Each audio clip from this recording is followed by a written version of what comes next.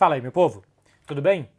Que grande vitória do Manchester City sobre o Bayern de Munique, né? Grande em resultado e eu acho que em sensações também para o Manchester City. Acho que o Manchester City precisava, por mais que já tenha chegado em final de Champions, que já tenha chegado em algumas semifinais, eu acho que precisava de um jogo assim, de um jogo grande em Champions, de ver que um adversário muito bom, tão bom como ele, está em apuros de ir de lá e macetar os caras enquanto podia. Foi isso que fez o Manchester City contra o Bayern.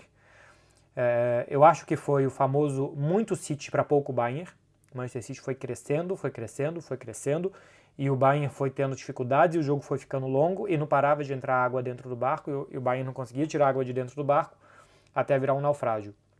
Não acho que tenha sido de início ao fim um chocolate do Manchester City. Acho que o Bayern teve seus momentos, teve seus perigos também, levou perigo em alguns momentos. Para vocês terem ideia, o Bayern ganhou a posse de bola do Manchester City. E nem acho que o Manchester City se preocupou muito com isso, mas eu acho que não se sentiu tão confortável em muitos momentos do jogo, principalmente do primeiro tempo. Mas o primeiro gol do Manchester City sai depois de uma muito boa oportunidade do Bayern de Munique. E aí depois o segundo gol sai de um erro individual, o terceiro gol de um rebote de escanteio, mas aí começam a aparecer várias chances que o Sommer começa a salvar o Bayern de Munique aqui e ali, porque a coisa podia ter terminado pior ainda. A escalada de desespero do Bayern de Munique e de baixada de braços do Bayern de Munique e o tanto que foi incisivo o Manchester City para fazer mais e mais gols, fez com que o 3-0 ficasse bom para o Bayern, porque podia ter terminado muito pior pelo que foram os últimos 30 minutos de jogo.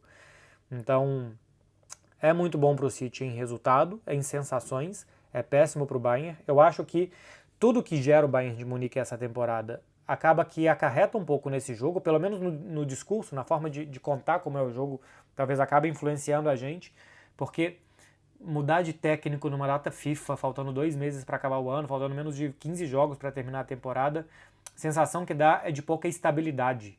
E já vinha com pouca estabilidade no vestiário também, porque eu tendo a acreditar que o Nagelsmann não foi demitido só pelo futebol, mas sim pelo interno e não pelo externo que a gente via do Bayern de Munique. Então essa pouca estabilidade foi o que a gente viu dentro de campo. Um time que foi desmoronando à medida que o jogo foi passando, assim como o Bayern na temporada vai desmoronando à medida que a temporada vai passando. E do outro lado, um time muito cabeça no lugar, que sabia o que tinha que fazer. Achei muito interessante de um pontinho tático a entrada do Bernardo Silva para ser o rival do Alphonso Davies. Um jogador muito franzino, fraco fisicamente, lento, contra um touro do outro lado. Porque se o Manchester City tentasse equilibrar o que é o Alphonso Davies com alguém parecido com o Alphonso Davies, alguém rápido, forte, de muita velocidade, ia perder. Porque não tem ninguém no elenco do Manchester City bom para fazer o que o Alphonso Davies faz, para ser uma dupla e uma antítese ao que ele faz. Então o que o Manchester City tinha que fazer? Tentar fazer aquilo de outra forma. E qualquer outra forma que ele tinha, um jogador que mantém posse de bola, que muda ritmo, que sai para cá, que sai para lá, que hipnotiza um pouco o seu rival e tentar ganhar do seu adversário de uma outra maneira, né? Porque ganhar fisicamente do Alphonso Davies é impossível, então você tem que ser mais esperto do que ele.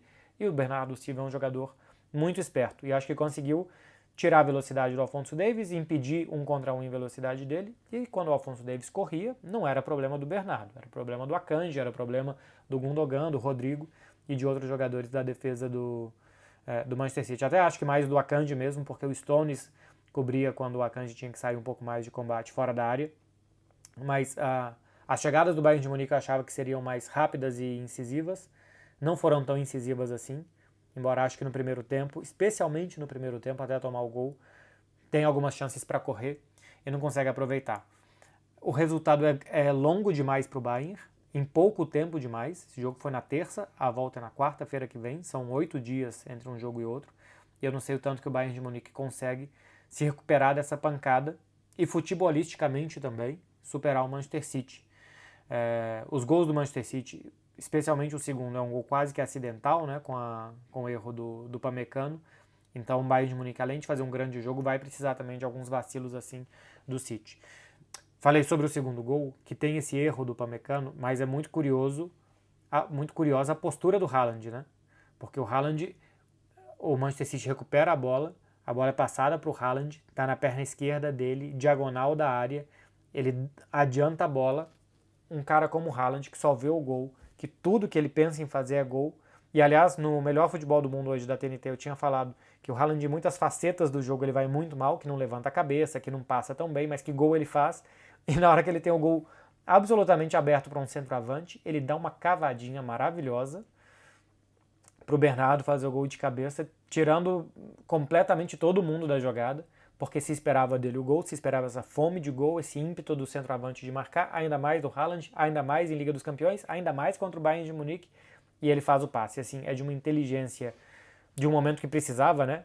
Você precisa de toda essa inteligência de surpreender tanto assim num jogo contra o Bayern de Munique. Contra o Crystal Palace, contra o Southampton, não precisa de tanto. Mas contra o Bayern de Munique é a hora de ser muito esperto, muito inteligente, e o Haaland foi nesse lance. Mostrando até que ele tem qualidade para fazer outras coisas, que não seja só chutar, como se fosse pouco, né? Quem faz quase 45 gols como ele já tem na temporada, mas que fosse como se fosse só chutar e ter só esse espírito e esse instinto goleador que ele tem. Também teve visão de jogo e técnica para fazer o passe para o Bernardo fazer o 2-0. É um Manchester City que vai crescendo e ganha contra o Bayern de Munique que vai caindo e perde. Mas não é um jogo homogêneo do Manchester City de domínio total. É curioso como o jogo vai se construindo para virar um 3-0 e fica até barato para o Bayern de Munique. Vamos ver o que acontece na volta na semana que vem na Alemanha. Muito obrigado para você que chegou até aqui. Amanhã eu vou falar de Real Madrid e de Chelsea. Estou aqui em Madrid, mais uma vez nesse lindo quarto de hotel por aqui, do ladinho do Santiago Bernabéu, uma ótima região, e andando 10 minutos do Santiago Bernabéu. E amanhã estaremos lá no ainda muito empoeirado estádio do Real Madrid, está muito empoeirado, mas o mais importante não são os cimentos e sim que a gente vai ver dentro de campo, um grande jogo de futebol. Lembrando que o jogo de amanhã é só HBO Max, vocês façam favor de assinar HBO Max, é baratinho, se vocês puderem, se deem esse luxo, porque o futebol é muito bom e as séries e os filmes também, então o jogo de amanhã é só HBO Max. Tá falado, meu povo? Espero que vocês assistam, que vocês venham com a gente. Um beijo para vocês, boa noite, até amanhã.